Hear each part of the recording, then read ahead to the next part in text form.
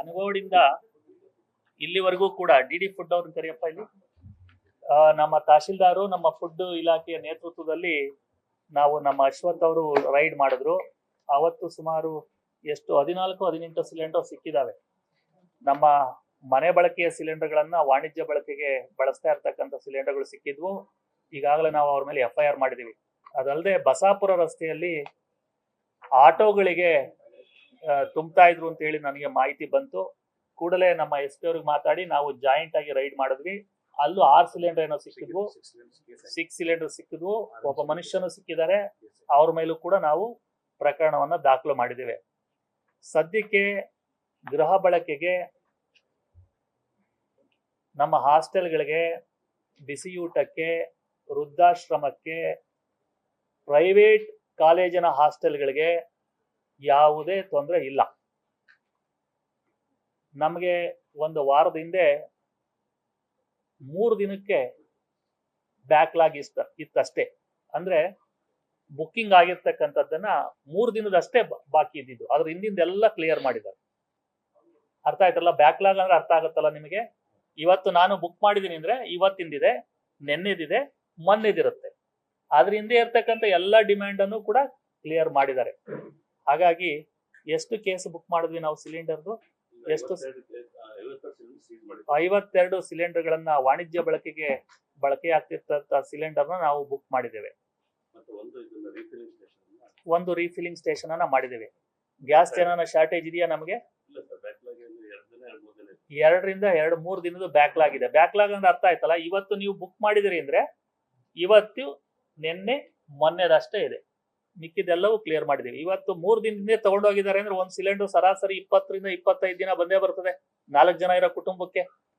ಹಾಗಾಗಿ 25-30 ದಿನಕ್ಕೆ ನಮ್ಮ ಜಿಲ್ಲೆಯಲ್ಲಿ ಯಾವುದೂ ತೊಂದರೆ ಇಲ್ಲ. ಎಲ್ಲಿ ನೀವು ಬುಕ್ ಮಾಡಿ ಯಾವತ್ತು ಮಾಡಿದ್ದಾರೆ ನೋಡಿ. ಅದನ್ನೇ ಹೇಳಿದ್ದು. ಹೇಳ್ತೀನಿ ಕೇಳಿ. ಆಯಿಲ್ ಮಾರ್ಕೆಟಿಂಗ್ ಕಂಪನೀಸ್ ಸರ್ಕಾರದ ಸುತ್ತೋಲೆಯಂತೆ ನೀವು 25 ದಿನದಿಂದ ತಗೊಂಡಿದ್ರಿ, 25 ದಿನದ ಒಳಗಡೆ ತಗೊಂಡಿದ್ರಿ ಬುಕ್ ಮಾಡಿದ್ರು ಕೂಡ ಕೊಡೋದಿಲ್ಲ. ಮೊದಲು 21 ದಿನ ಇತ್ತು ಮಿನಿಮಮ್.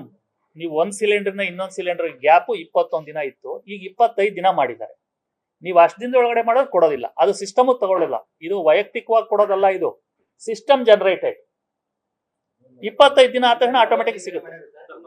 ಮತ್ತೆ ರೂರಲ್ ಏರಿಯಾಗೆ 45 ದಿನ ಆಗಿದೆ, ಅರ್ಬನ್ ಏರಿಯಾಗೆ 25 ಡೇಸ್. ಅದಾದ್ಮೇಲೆ ಕೊಡ್ತೀವಿ.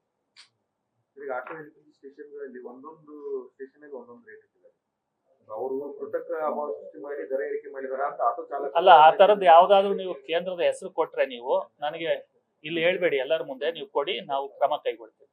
ನೀವು ಅಲ್ಲಿ ಪಬ್ಲಿಕ್ ಆಗಿ ಹೇಳೋದು ಬೇಡ. ಅದು ಯಾವ್ದು ಕೇಂದ್ರ ಅಂತ ನೀವು ಹೇಳಿದ್ರೆ ಕೂಡಲೇ ನಾವು ಕ್ರಿಮಿನಲ್ ಪ್ರಕರಣನ ದಾಖಲು ಮಾಡ್ತೀವಿ. ಆ ಲೈಸೆನ್ಸ್ ಅನ್ನು ಕೂಡ ಕ್ಯಾನ್ಸಲ್ ಮಾಡ್ತೇವೆ. ಅದನ್ನ ಹೇಳಿದ್ದು. ಆ ತರದ್ದು ನೀವು ನನ್ನ ಮಾಹಿತಿ ಕೊಡಿ. ಈಗ ಹೇಳಿದ್ರೆ ಎಲ್ಲ ಅಲರ್ಟ್ ಆಗ್ಬಿಡ್ತಾರೆ. ನೀವು ನನ್ನ ಮಾಹಿತಿ ಕೊಡಿ, ಇವತ್ತೇ ನಾವು ಕೇಸನ್ನ ಬುಕ್ ಮಾಡ್ತೀವಿ. ನಾವು ಮಫ್ತಿಯಲ್ಲಿ ಹೋಗಿ ಚೆಕ್ ಮಾಡಿಸಿ ನಾವು ಕೇಸ್ ಬುಕ್ ಮಾಡ್ತೇವೆ. ಅದನ್ನೇ ಹೇಳಿದ್ದು. IVRS 25 ದಿನದ ಒಳಗಡೆ ಇದ್ರೆ ತಗೊಳ್ಳೋದಿಲ್ಲ. ಇಲ್ಲ, ತಗೊಳ್ಳೋದು ಇಲ್ಲ. ಕಂಪ್ನಿಯವರು ಅದೇ ಹೇಳ್ತಾ ಇರೋದು. ಹೌದಾ? ಇಲ್ಲ ರೀ, ಈಗ ನೀವು ಬನ್ನಿ, ನೀವು ಅಲ್ಲಿ ಸಿಸ್ಟಮ್ ಅಲ್ಲಿ ಎಲ್ಲವೂ ಇರ್ತದ್ರಿ. ನಂದು ನೋಡ್ಕೊಳ್ಳಿ, ಈಗ ಎಲ್ಲವೂ AI ಜನರೇಟೆಡ್ ಇದೆ.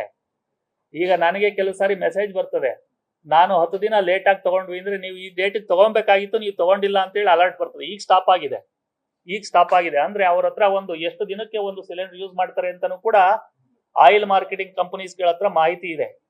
ಹಾಗಾಗಿ ಈಗ ಹೇಳಿದ್ವಲ್ಲ, 53 ಸಿಲಿಂಡರ್ ನಾವೇನು ಬುಕ್ ಮಾಡಿದ್ದೇವೆ ಅದನ್ನ ಈ ತರ ತೆಗೆದುಕೊಂಡು ಅಂದ್ರೆ ಮನೆ ಸಿಲಿಂಡರ್ ಬುಕ್ ಮಾಡ್ಕೊಂಡು ತೆಗೆದುಕೊಂಡು ಅದು ಡೈವರ್ಟ್ ಮಾಡ್ತಾ ಇರ್ತಕ್ಕಂಥದ್ದು ಕೂಡ ಗಮನಕ್ಕೆ ಬಂದಿರೋದೇನೆ. ನಾವು 52 ಮಾಡಿರೋದು, ಇನ್ನೂ ಹೆಚ್ಚಿಗೆ ಮಾಡ್ತೀವಿ ನಾವೀಗ. ಹಾಗಾಗಿ ನಮ್ಮ ಜಿಲ್ಲೆಯಲ್ಲಿ ಯಾವುದೇ ಕೊರತೆ, ನನ್ನ ಪ್ರಕಾರ, ನಮ್ಮ ಇಲಾಖೆಯ ಪ್ರಕಾರ, ವೈಯಕ್ತಿಕವಾಗಿ ಹೇಳ್ತಾ ಇಲ್ಲ, ಅಧಿಕೃತವಾಗಿ ಜಿಲ್ಲಾಧಿಕಾರಿಗಳು ಹೇಳ್ತಾ ಇರೋದು ಕೊರತೆ ಇಲ್ಲ. ಕಮರ್ಷಿಯಲ್ದು ಸದ್ಯಕ್ಕೆ ನಾವು ಬ್ಯಾನ್ ಮಾಡಿದ್ದೇವೆ, ಸಪ್ಲೈ ಇಲ್ಲ. ಯಾರು ಜನ ನಿಮ್ಮ ಸಿಲಿಂಡರ್ 25 ಅರ್ಬನ್ ಏರಿಯಾದಲ್ಲಿ 25 ದಿನ ಒಳಗಾಗಿದೆ ಅಂದ್ರೆ ಸಿಲಿಂಡರ್ ನಾವು ಕೊಡಿಸ್ತೇವೆ. ಅದನ್ನ ಹೇಳಿ ನೋಡಿ, ಅದು ಎಲ್ಲಿದಂತ ಯಾವ್ದು ಹಳ್ಳಿ ಅಂತ ಹೇಳಿದ್ರೆ ನೀವು ಕೊಟ್ರೆ, ಯಾವ ಗ್ಯಾಸ್ ಏಜೆನ್ಸಿ ಅಂತಾನು ಕೊಟ್ರೆ ನಾವು ಖಂಡಿತ ಕ್ರಮ ಕೈಗೊಳ್ತೇವೆ.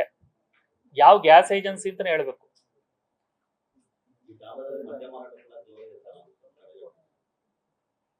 ಆಯ್ತು, ರಾತ್ರಿ ಹೊತ್ರ ನೋಟ್ ಮಾಡಿಪ್ಪ.